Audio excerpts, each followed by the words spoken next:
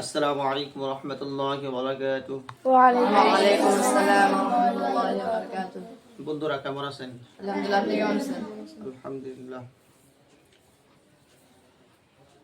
সমস্ত প্রশংসা সেই মহান আল্লাহ তাআলার জন্য,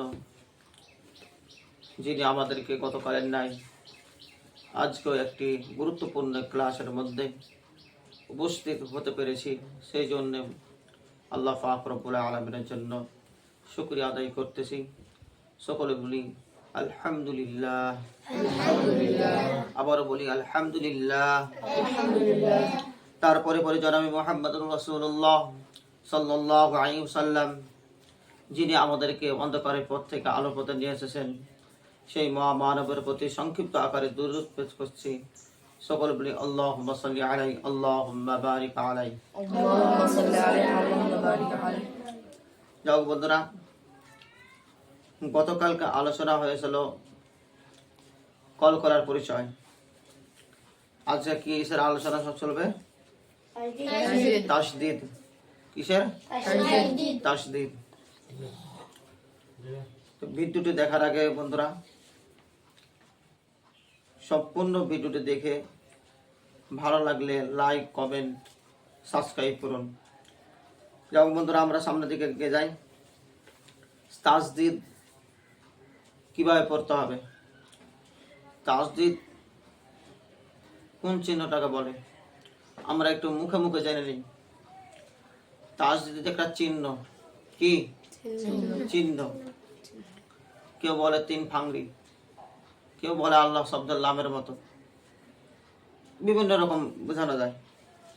যেরকম থাকবে এইরকম, তাই না? এইরকম তিন ফাংরি থাকবে। এটার নাম হচ্ছে কি?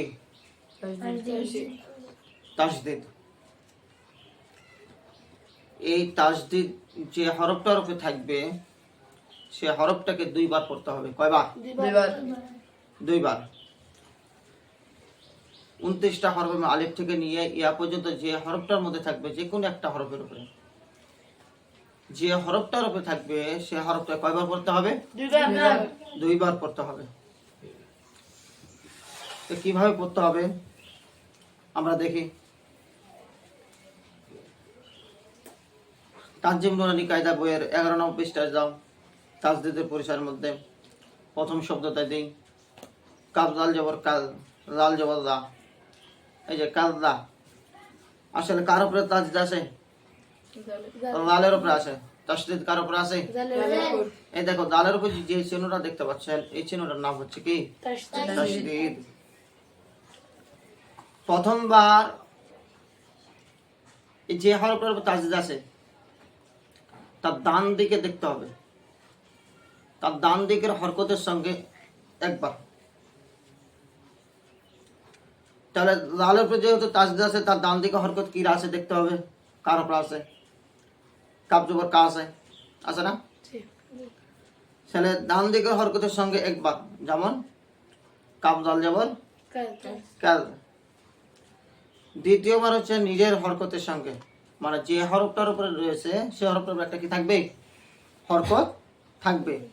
জবর হোক অথবা পেশ হোক অথবা জের হোক, তিন হরকতের মধ্যে যে কোনো একটা থাকবে তাসদিদ ওয়ালা হরফের মধ্যে, ঠিক আছে না? তো লালের উপরে একটা হরকত রয়েছে, যেমন লাল জবর লা। তাহলে কাব জাল জবর কাল, লাল জবর লা। কি হলো? কাল্লা। এরকম ভাবে দেখা যায় শিন তা জবর সাত, তা জবর তা। এই তায়ের উপর তাসদিদ রয়েছে, ডান দিকে হরকত শিন, শিনের সঙ্গে একবার শিন তা জবর সাত। তারপর নিজের হরকত, মানে তায়ের উপরে যে তাসদিদ রয়েছে তার উপর একটা হরকত রয়েছে, এটা নিজে না, এই তায়ের উপর এখন হরকত রয়েছে তা জবর তা, সাত তা, ঠিক আছে না? মিম দাল জবর মাদ, দাল জবর দা, মাদ দা। এই দালের উপরে তাসদিদ রয়েছে, তার ডান দিকে হরকত মিম, মিম জবর মা। তাহলে মিমের সঙ্গে একবার মিম দাল জবর মাদ।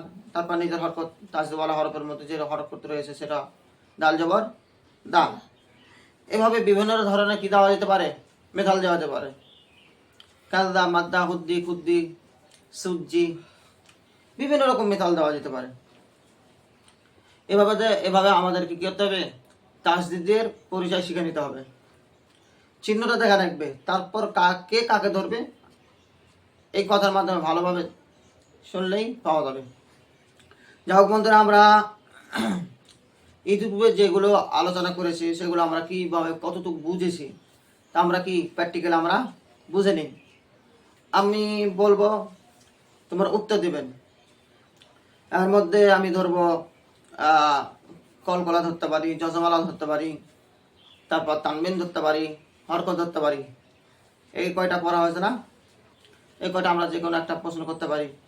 আমরা কে কতটুকু বুঝতে পেরেছি আমরা উত্তর দেব, ঠিক আছে?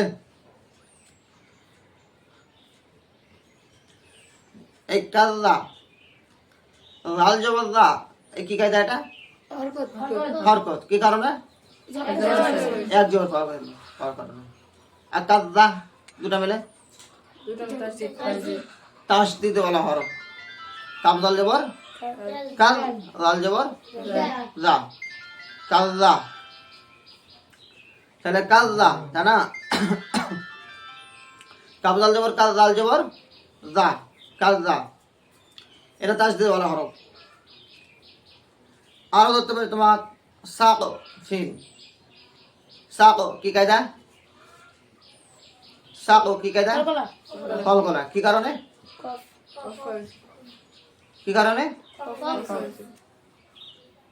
শুধু কফ পাওয়া গেলে হবে? এটা বুঝতে পারেননি। সাকো কি কায়দা? কলকলা হলো। কি কারণে হলো? এই কফের উপর যজম থাকার কারণে, এই 5টা হরফে যজম থাকার কারণে। কফ তো জবরও হতে পারে না? তাহলে এই 5টা হরফে, কলকলা হরফের মধ্যে থেকে যে কোনো একটা পাওয়া গেল না, এই 5টা হরফে যজম থাকলে শর্ত তো এটাই, যজম থাকার কারণে, কফের উপরে যজম থাকার কারণে কলকলা হয়েছে। হেক কি কায়দা? হেক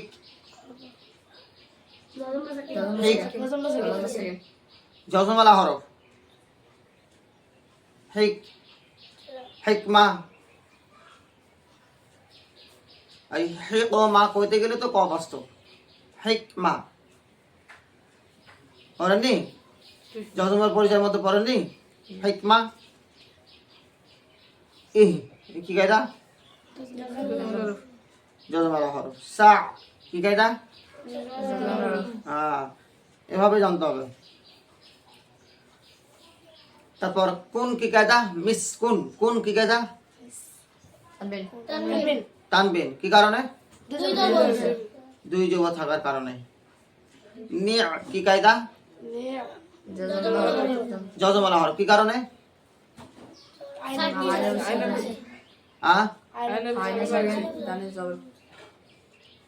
যজমওয়ালা হরফ তার ডান দিকে হরকতের সঙ্গে একত্রে পড়া যায়। এখানে কি পাওয়া গেছে? শর্ত পাওয়া গেছে। যাও বাবুরা, এভাবে আমাদের কি করতে হবে? যাচাই বাছাই করে নিতে হবে। ধরাধরিকে একের ওপর কি করতে হবে? এভাবে ধরাধরি করতে হবে। তাহলে আমরা অতি সহজে কায়দাগুলো কি করতে পারবো? মাথাতে রাখতে পারবো। আমরা সহজে রাখতে পারবো, চিনতে পারবো। আর এগুলো যদি না আমরা কি করি, মুযাকারা না করি, তা আমরা যা পড়বো মুখস্থ করবো, ভুলে যেতে পারি তাড়াতাড়ি।